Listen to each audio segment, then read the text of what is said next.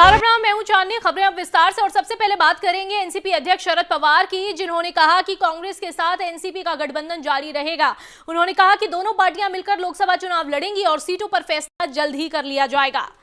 तो यह ऐलान किया गया है कि कांग्रेस के साथ एनसीपी का गठबंधन जारी रहने वाला है और साथ ही ये भी कहा गया है कि दोनों पार्टियां मिलकर चुनाव लड़ेंगी और सीटों पर फैसला जल्द ही कर लिया जाएगा। आपको बता दें, इस बार एनसीपी और कांग्रेस के बीच कई ऐसे मुद्दे देखने को मिले जिन पर आपसी सहमति नहीं बन पाई और कई बार ये गतिरोध बढ़ा भी। ऐसा लगा कि दोनों पार्टियों के बीच में दरार आ गई और हाल ही में एक खबर आई कि नरेंद्र मोदी से शरद पवार ने मुलाकात की है और इसी के बाद एक सफाई भी पेश की गई है एनसीपी की ओर से। एनसीपी नेताओं ने कहा कि ऐसा कुछ भी नहीं हुआ है। खुद शरद पवार ने ट्वीट कर कहा कि उनकी मुलाकात लंबे अरसे से नरेंद्र मोदी से नहीं हुई है और उसके बाद यह ऐलान किया गया कि कांग्रेस के साथ ही लोकसभा चुनाव लड़ा जाएगा और सीटों के बंटवारे को लेकर, उसके समझौते को लेकर जल्द ही कोई फैसला कर लिया जाएगा। यानी कि एक गठबंधन जो एनसीपी और कांग्रेस का रहा है वो आगे भी चलता रहेगा और आने वाले आम चुनावों में भी ये गठबंधन रहने वाला है। सीटों पर फैसला बाकी है जो कि जल्द कर लिया जाएगा। मुंबई से संवाददाता अशरफ करीम फोन लाइन पर हमारे साथ जुड़ गए हैं। अशरफ, कहीं ना कहीं अब ये लग रहा है कि हाल ही में जो खबर मिली थी कि शरद पवार और नरेंद्र मोदी की मुलाकात हुई है, उसके बाद ही इस तरह का ऐलान भी होता है। अब सवाल ये है कि ये खुद की संतुष्टि के लिए एनसीपी की ओर से ऐलान किया गया है या कांग्रेस परेशान थी उसकी संतुष्टि के लिए किया गया है?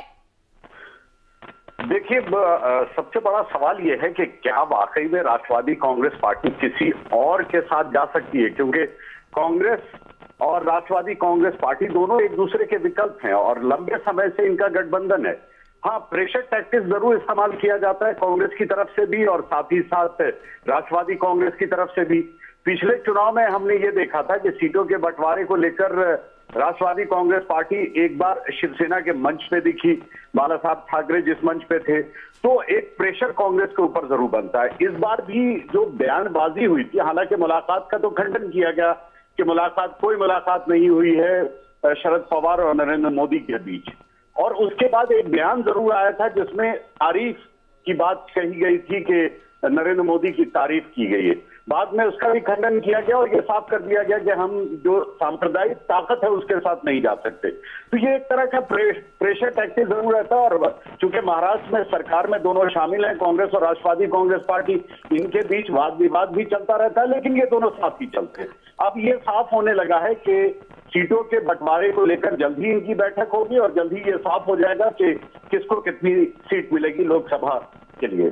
जी शुक्रिया फिलहाल इस जानकारी के लिए। किसको कितनी सीटें मिलेंगी और कितनी सीटों से कौन चुनाव लड़ेगा ये जल्द साफ हो जाएगा, लेकिन कैसे नजरअंदाज किया जा सकता है उस असहमति को जो बार बार देखने को मिली दोनों ही पार्टियों के बीच, उस दरार को और खासतौर से प्रफुल्ल पटेल के उस बयान को जिसमें उन्होंने उनका झुकाव जो है वो साफ साफ दिखाई दिया नरेंद्र मोदी की ओर। बीजेपी के पीएम पद के उम्मीदवार नरेंद्र मोदी की आज मेरठ में शंखनाद रैली है। रैली में भीड़ जुटनी शुरू भी हो गई है। रैली को देखते हुए प्रशासन ने सुरक्षा के कड़े इंतजाम कर दिए हैं। मौके पर एंटी सबोटाज टीम, बम निरोधक दस्ता और डॉग स्क्वाड की टीम लगातार अपना काम कर रही है। तो करते हैं बीजेपी पीएम उम्मीदवार नरेंद्र मोदी की आज मेरठ में शंखनाद रैली है। रैली में भीड़ जुटनी शुरू हो गई है। रैली को देखते हुए प्रशासन ने सुरक्षा के कड़े बंदोबस्त किए हैं। मौके पर एंटी सबोटाज टीम, बम निरोधक दस्ता और डॉग स्क्वाड की टीम लगातार अपना काम कर रही है।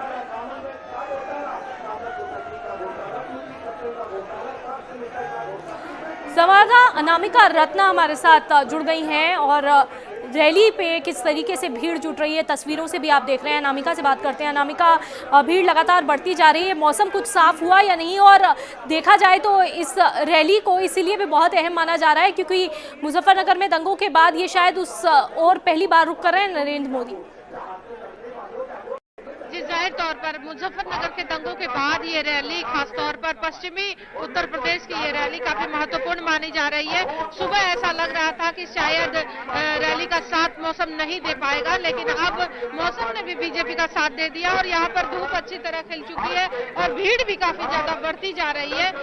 2 से 2.5 लोगों की भीड़ अभी जमा हो चुकी है। हालांकि ऑफिशियल टाइम 12:30 बजे का था, लेकिन नरेंद्र मोदी फिलहाल यहाँ पर नहीं पहुंचे हैं और लोग इंतजार कर रहे हैं। लेकिन खासतौर पर ये रैली अगर कहा जाए तो पश्चिमी उत्तर प्रदेश को देखते हुए काफी महत्वपूर्ण आपको बता दें कि लगातार इस खबर पर हमारी नजर रहेगी। नरेंद्र मोदी इस रैली को संबोधित कुछ देर में करेंगे। हमारे संवाददाता अनामिका रत्ना से हम लगातार अपडेट लेते रहेंगे, लेकिन फिलहाल उनका शुक्रिया। यहाँ रुक रहे हैं बस एक छोटे से ब्रेक के लिए।